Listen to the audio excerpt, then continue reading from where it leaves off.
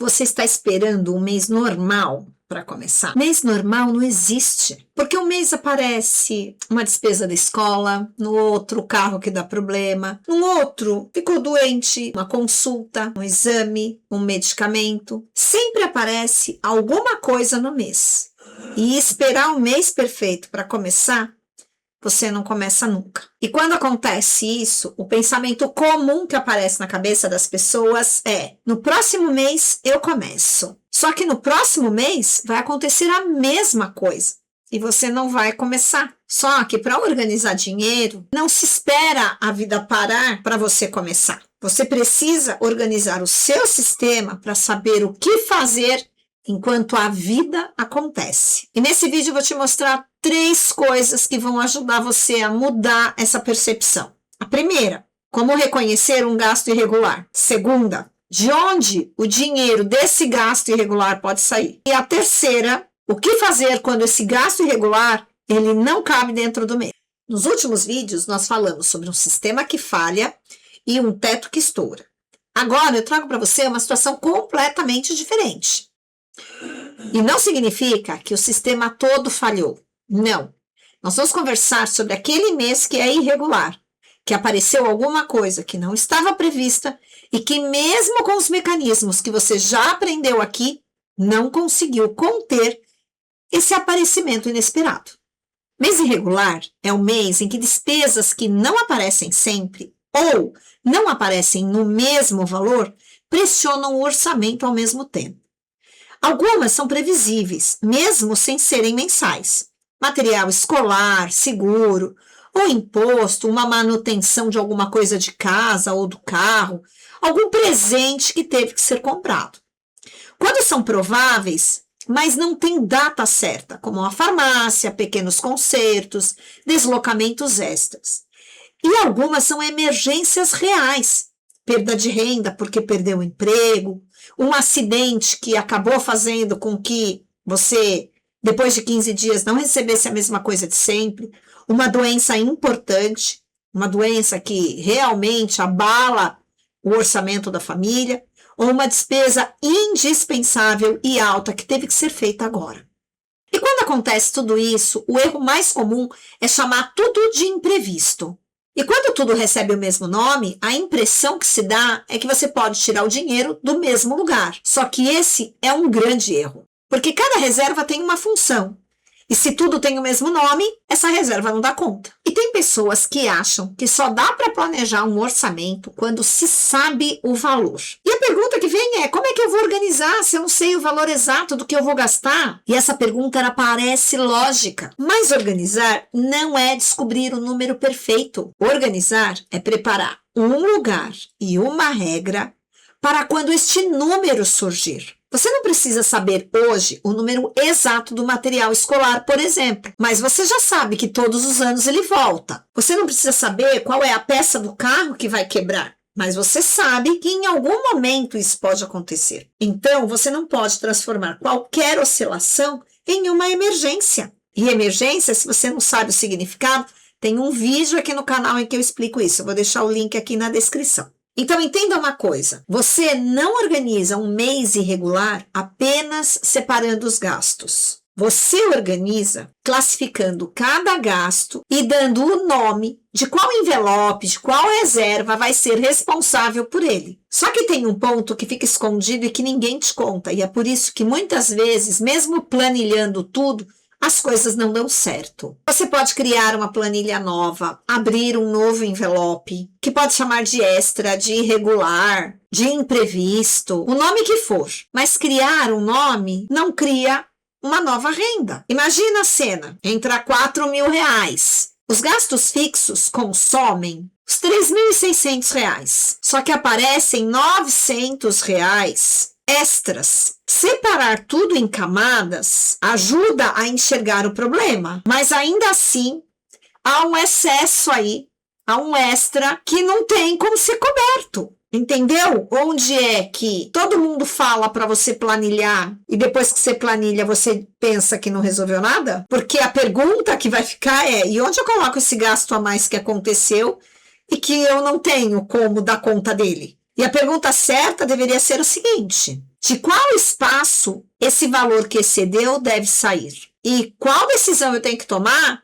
se o espaço não é suficiente? E é aqui que esse sistema ele deixa de ser uma planilha, uma lista de gastos e passa a ser a sua ferramenta que vai te dar liberdade.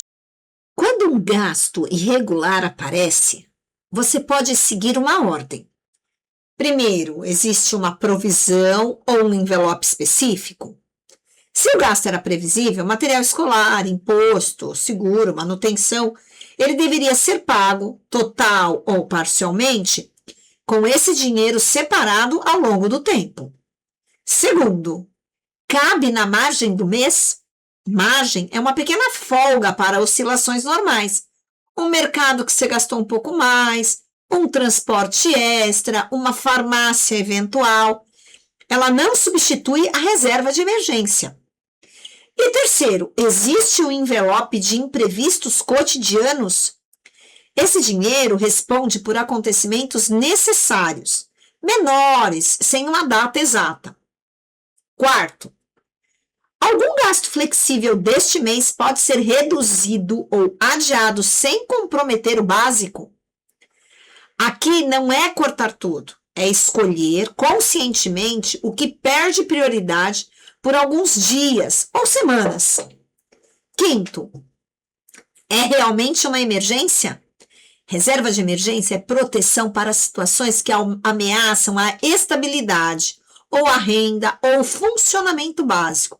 Ela não deve virar complemento automático de todo mês apertado. Sexto, se nada disso for suficiente, a decisão pode ser adiada, negociada, parcelada com consciência ou tem que reorganizar todo o período?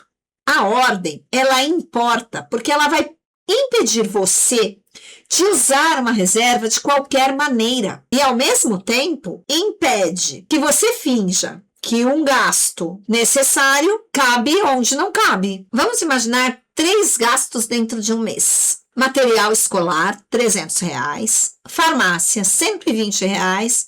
Conserto urgente do carro, R$600. O material escolar é previsível. Mesmo que o valor mude, ele volta. O lugar dele é uma provisão. A farmácia pode ser uma oscilação provável. Se for eventual e de valor menor, pode sair da margem ou do envelope de imprevistos.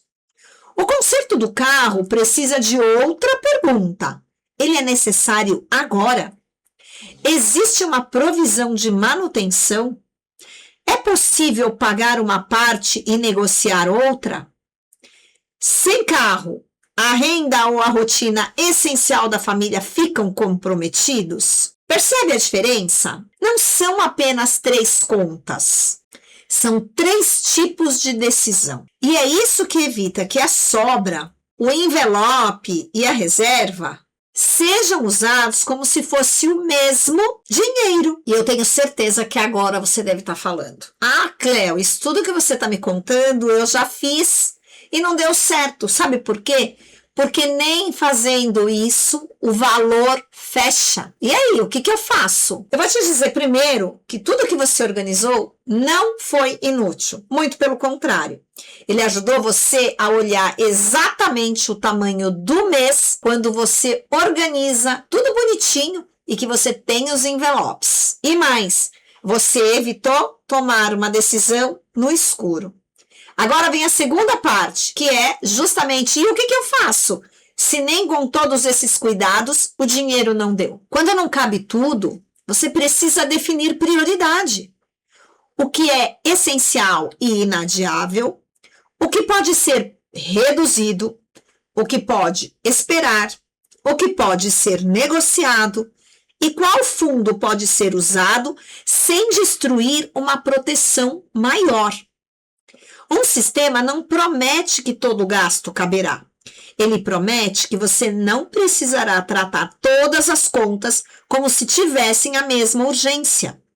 E quando um fundo for usado, ele precisa ser reconstruído, mas não em um único mês. Primeiro, você tem que estabilizar o orçamento, depois criar uma reposição gradual que não provoque um novo estouro. Agora, depois de tudo isso que eu te falei, faça uma coisinha. Pegue 3 gastos que bagunçaram os seus últimos meses. Pode começar pelos 3 últimos, por exemplo. Depois, aos poucos, você estende para mais meses. Para cada gasto, responda as seguintes perguntas. Ele era previsível, provável ou uma emergência real? Segunda pergunta. De qual espaço ou de qual envelope o dinheiro deveria ter saído? E a última, se esse gasto aparecer de novo, qual será a sua decisão? Você não precisa organizar a vida inteira hoje. Você precisa apenas deixar de chamar tudo de surpresa, tudo de imprevisto. E no próximo vídeo a gente vai olhar para uma situação em que o sistema não depende de apenas uma só pessoa. Como dividir rendas e despesas sem transformar metade